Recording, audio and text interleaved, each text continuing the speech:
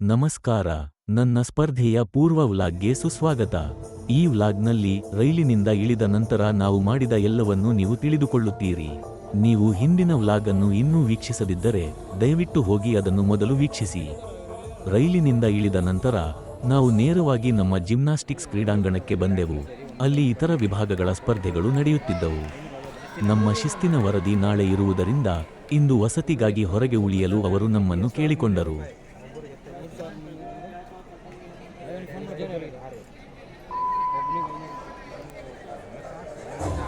ನಾವು ನಮ್ಮ ಸ್ವಂತ ಖರ್ಚಿನಲ್ಲಿ ಹೊರಗಿನ ವಸತಿಗಳಲ್ಲಿ ಉಳಿಯಲು ನಿರ್ಧರಿಸಿದ್ದೇವೆ ಮತ್ತು ಬುಕ್ ಮಾಡಿದ ಹೋಟೆಲ್ಗೆ ಆಟೋ ರಿಕ್ಷಾವನ್ನು ತೆಗೆದುಕೊಂಡೆವು.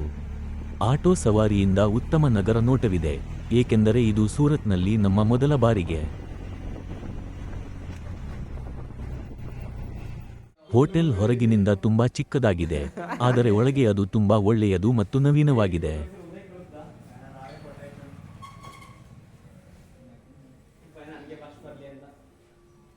ಮರುದಿನ ಬೆಳಿಗ್ಗೆ ನಾವು ನಮ್ಮ ಎಲ್ಲಾ ಲಗೇಜ್ ಎಲ್ಲವನ್ನೂ ಎಚ್ಚರಿಕೆಯಿಂದ ಪ್ಯಾಕ್ ಮಾಡಿದೆವು ಮತ್ತು ನಂತರ ನಿಗದಿಪಡಿಸಿದ ವಸತಿಗೆ ಆಟೋ ರಿಕ್ಷಾವನ್ನು ತೆಗೆದುಕೊಂಡೆವು.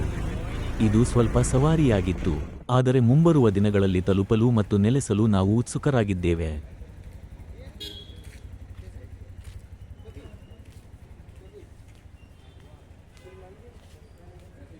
ನೀವು ನೋಡುವಂತೆ ಕೆಲವು ಆಟಗಾರರು ತಮ್ಮ ವಸತಿಗಾಗಿ ಕಾಯುತ್ತಿದ್ದಾರೆ ಮತ್ತು ಅವರು ನೆಲೆಸಿದಾಗ ಹೊರಗೆ ಆಟವಾಡುತ್ತಿದ್ದಾರೆ. ನಾವು ಒಮ್ಮೆ ಪ್ರವೇಶಿಸಿದಾಗ ಇಡೀ ನೆಲ ಮಹಡಿಯನ್ನು ನಮ್ಮ ತಂಡಕ್ಕೆ, ಕರ್ನಾಟಕದ ಆಟಗಾರರಿಗೆ ಹಂಚಿಕೆ ಮಾಡಿರುವುದನ್ನು ನೀವು ಗಮನಿಸಬಹುದು. ವಾಸ್ತವವಾಗಿ ಈ ಮಹಡಿಯಲ್ಲಿರುವ ಎಲ್ಲ 12 ಕೊಠಡಿಗಳು ನಮಗೆ ಪ್ರತ್ಯೇಕವಾಗಿವೆ. ಕೊಠಡಿಗಳು ತುಂಬಾ ಆರಾಮದಾಯಕವಾದ ಹಾಸಿಗೆಗಳೊಂದಿಗೆ ಸುಸಜ್ಜಿತವಾಗಿವೆ. ಸ್ಪರ್ಧೆಯ ಮೊದಲು ನಮಗೆ ಅಗತ್ಯವಿರುವ ವಿಶ್ರಾಂತಿಯನ್ನು ನಾವು ಪಡೆಯುತ್ತೇವೆ ಎಂದು ಖಚಿತಪಡಿಸಿಕೊಳ್ಳುತ್ತೇವೆ. ವಿಶಾಲವಾದ ಸಭಾಂಗಣವೂ ಇದೆ, ಅಲ್ಲಿ ನಾವೆಲ್ಲರೂ ಒಟ್ಟುಗೂಡಬಹುದು, ವಿಶ್ರಾಂತಿ ಪಡೆಯಬಹುದು ಮತ್ತು ಮುಂಬರುವ ಈವೆಂಟ್ಗಳಿಗೆ ತಯಾರಿ ಮಾಡಬಹುದು. ಇದು ಉತ್ತಮ ಸೆಟಪ್ ಆಗಿದೆ ಮತ್ತು ನಾವು ಇಲ್ಲಿ ನಿಜವಾಗಿಯೂ ಹಾಯಾಗಿರುತ್ತೇವೆ. ಮುಂಬರುವ ಸ್ಪರ್ಧೆಯ ಮೇಲೆ ಕೇಂದ್ರೀಕರಿಸಲು ಸಿದ್ಧವಾಗಿದೆ. ಇಲ್ಲಿ ನೀವು ಸೂರತ್ನಲ್ಲಿ ಸ್ಥಳೀಯ ಅಂಗಡಿಯನ್ನು ನೋಡಬಹುದು. ಇದು ಎಲ್ಲಾ ರೀತಿಯ ತಿಂಡಿಗಳು, ದಿನಸಿಗಳು ಮತ್ತು ದಿನನಿತ್ಯದ ಅಗತ್ಯ ವಸ್ತುಗಳನ್ನು ಹೊಂದಿರುವ ಸಣ್ಣ ಆದರೆ ಉತ್ತಮವಾಗಿ ಸಂಗ್ರಹವಾಗಿರುವ ಅಂಗಡಿಯಾಗಿದೆ.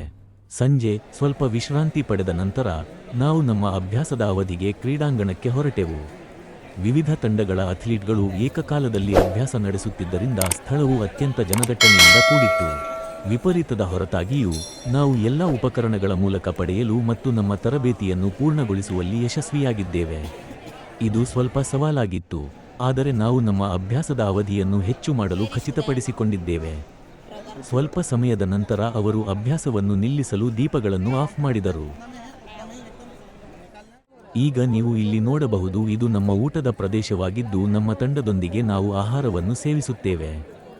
ಸಂಜೆ ನಮ್ಮ ಕೋಣೆಗೆ ಹಿಂತಿರುಗಿದ ನಂತರ ವಾತಾವರಣವು ಶಾಂತವಾಗಿತ್ತು. ನಮ್ಮ ತಂಡದ ಕೆಲವು ಆಟಗಾರರು ಚದುರಂಗದ ಆಟದಲ್ಲಿ ಮಗ್ನರಾಗಿದ್ದರು, ತಮ್ಮ ನಡೆಗಳನ್ನು ತಂತ್ರಗಳನ್ನು ರೂಪಿಸುತ್ತಿದ್ದರು, ಆದರೆ ಇತರರು ತಮ್ಮ ಮೊಬೈಲ್ ಫೋನ್ಗಳಲ್ಲಿ ಆಟಗಳನ್ನು ಆಡುವ ಮೂಲಕ ಬಿಚ್ಚಿಕೊಳ್ಳುತ್ತಿದ್ದರು. ದೊಡ್ಡ ದಿನದ ಮೊದಲು ಪ್ರತಿಯೊಬ್ಬರೂ ತಮ್ಮ ಸಮಯವನ್ನು ಆನಂದಿಸುವುದನ್ನು ಮತ್ತು ಮನರಂಜನೆಯನ್ನು ಇಟ್ಟುಕೊಳ್ಳುವುದನ್ನು ನೋಡಲು ಸಂತೋಷವಾಗಿದೆ. ಅದರೊಂದಿಗೆ ನಾವು ಈ ಪೂರ್ವ ಸ್ಪರ್ಧೆಯ ವ್ಲಾಗ್ನ ಅಂತ್ಯಕ್ಕೆ ಬಂದಿದ್ದೇವೆ. ನೀವು ನೋಡುವುದನ್ನು ಆನಂದಿಸಿದ್ದೀರಿ ಮತ್ತು ಇದುವರೆಗಿನ ನಮ್ಮ ಪ್ರಯಾಣದ ಒಂದು ನೋಟವನ್ನು ಪಡೆದುಕೊಂಡಿದ್ದೀರಿ ಎಂದು ನಾನು ಭಾವಿಸುತ್ತೇನೆ. ಮುಂದಿನ ವಿಡಿಯೋಗಾಗಿ ಟ್ಯೂನ್ ಮಾಡಿ, ಅಲ್ಲಿ ನಾನು ನಮ್ಮ ಸ್ಪರ್ಧೆಯ ಅನುಭವದ ಕುರಿತು ಇನ್ನಷ್ಟು ಹಂಚಿಕೊಳ್ಳುತ್ತೇನೆ. ಚಾನಲ್ ಅನ್ನು ಇಷ್ಟಪಡಲು, ಹಂಚಿಕೊಳ್ಳಲು ಮತ್ತು ಚಂದಾದಾರರಾಗಲು ಮರೆಯಬೇಡಿ. ನಿಮ್ಮ ಬೆಂಬಲ ಬಹಳಷ್ಟು ಅರ್ಥ. ವೀಕ್ಷಿಸಿದ್ದಕ್ಕಾಗಿ ಧನ್ಯವಾದಗಳು ಮತ್ತು ಮುಂದಿನದರಲ್ಲಿ ನಾನು ನಿಮ್ಮನ್ನು ನೋಡುತ್ತೇನೆ.